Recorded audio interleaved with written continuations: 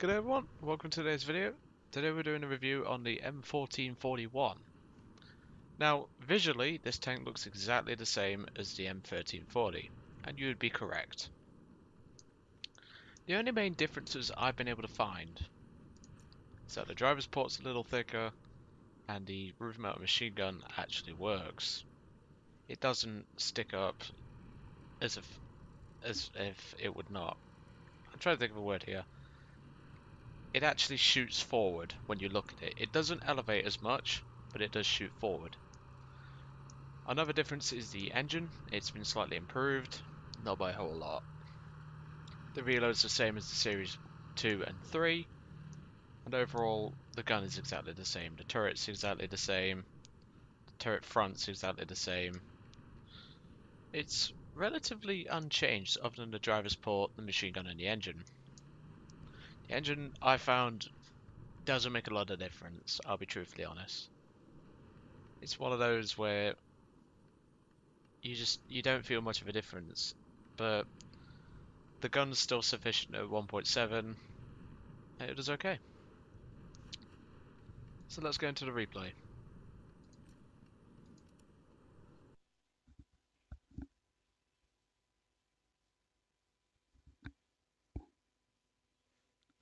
Now, in this replay, Dark Angel does make another appearance.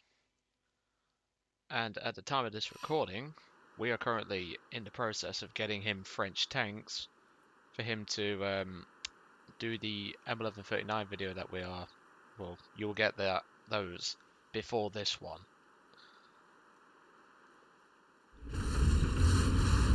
And once again, I realized I need to turn down the volume.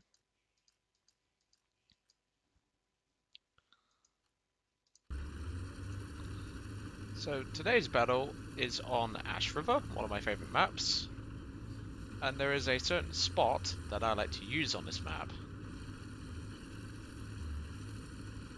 But as you can tell, this is 4 times speed. This tank's mobility doesn't change much. I'll put it back to 1 time so you can see what I mean. The tank can only just make it up this slight ridge. Obviously I stop here because I see a Tetrarch.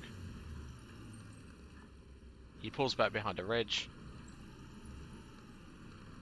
I figured I could wait for him, but then I thought he's going to get a shot in my side, and that'll be the end of me. So I start to move up, and there's actually an M22 Locust hidden behind that B-17's tail. Well, what's left of it. So I'm continuing to push up. There is this is the spot that I'm trying to get to. Dark Angel just spawned in with his L640, and he's currently pushing up to give some support. And at this point, we was actually in Discord, and he was saying, "How are you not in position yet?" And I said, "Well, blame the crap engine." The tank pretty much was fully spaded on this battle.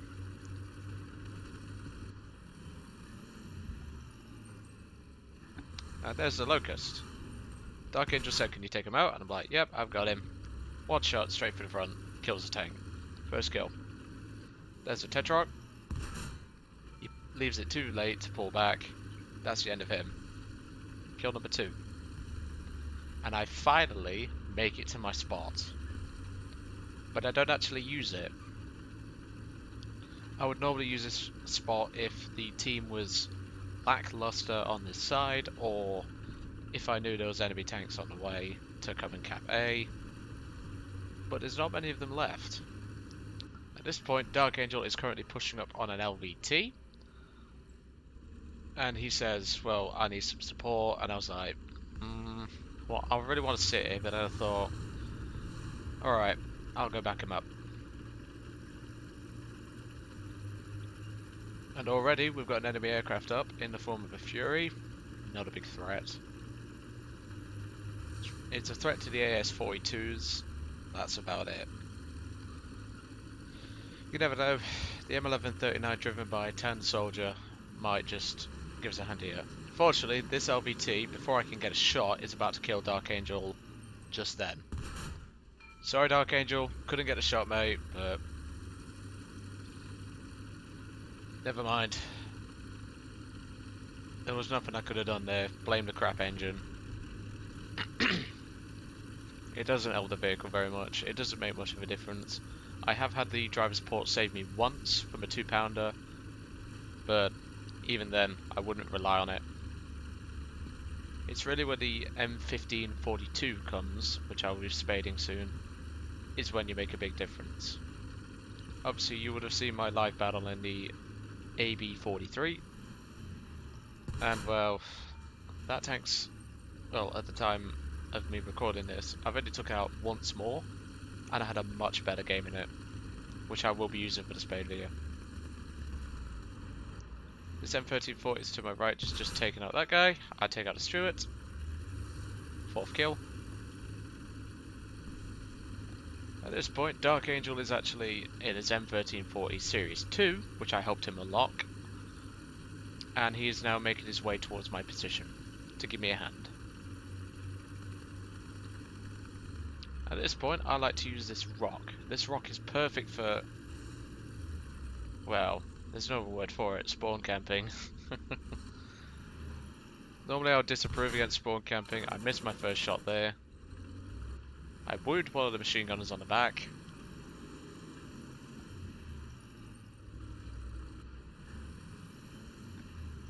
And well, this LVT, I get a lucky shot on his transmission, take out his driver as well. And for some reason this M13 decides I had to blind fire this guy because he was just getting on my nerves. Eventually, I killed his driver and then took out the gunner. The M1340 to my left has just nailed the LVT for me, so there's my assist, and I just got my ace for the game. I only really had 2 terrible matches in this tank. And those were both no kill, no deaths. Oh, sorry, a death. And then, obviously, the typical spawn camping begins with the AS-42s and things like that. I only really had 2 bad battles, as I mentioned, but this tank is essentially an M1340. You really don't have that many differences. But it's not too bad. I mean, I wouldn't say it's the best medium tank at 1.7. It's better than the Panzer IIIe, certainly. It's far better than the, what's it called? The, oh, hang on. And there is the A13, who is my 6th and final kill, I believe. As I was saying, it's much better than the 4732 L40, which you will see before this video. Obviously, I've recorded that video before this. And, well, oh, that was a horrible spade. It really was a horrible spade. There's a D500 coming in, not too bothered about him. Dark Angel is now coming up behind me in a moment. He's right there, you've just seen him there. And now I'm just playing a waiting game, there's nothing for me to do. Here comes this LVT. Dark Angel does actually spot him. And I was trying to go for a driver's shot, I believe. Naturally, I screw it up. Then I tried to go for an engine shot, but he floored it. But now, obviously, he's stuck there, and he's shooting at my position. I rushed that shot, I didn't aim it correctly, and I missed the LVT's gunner. So now I'm saying to Dark Angel, right, there's a LVT on, well, just directly in front of me. His transmission's out, I need to distract him or shoot him. And Dark Angel, obviously having a worse engine than me. But no worries, the Breda 88 right there just came in and cleaned his clock, so that's another assist for me. Now it's only really aircraft that are left on the enemy team. I thanked the Breda 88 in chat, and I just put, great cast, Breda. The machine gun I have not used in an anti-aircraft defense yet, because I had no need. My team was doing okay in terms of aircraft. We had two BA-65s, a Breda, and that was it. But the Breda is more than capable. It's faster than the enemy biplanes. It's faster than the D500. And I thought, at this point, I'll start clearing some trees out. So if an environmentalist watches this video, well, they had to be gone, I'm afraid. But jokes aside,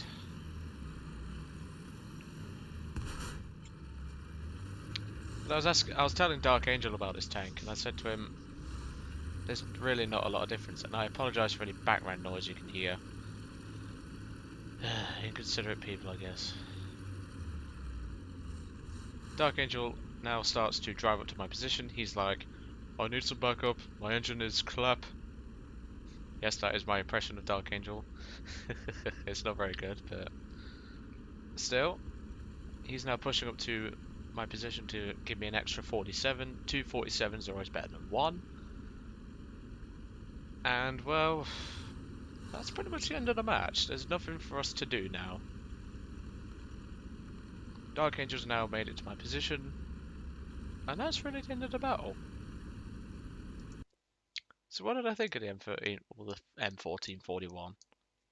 It wasn't too bad. It's just those differences really didn't make it an additional tank for you to grind, in my opinion. I think it should have been in a folder, or maybe just directly after. Well, in fact, I think it's okay where it is now, but similar to the I-15s, how there's only really a couple of differences between them. I think this tank could do okay if it was in a bracket with the M1340s. But I guess I just wanted to stretch the tree out a little bit. And to be honest, I don't blame them. But anyway, that's it for today, and I hope you enjoyed today's video.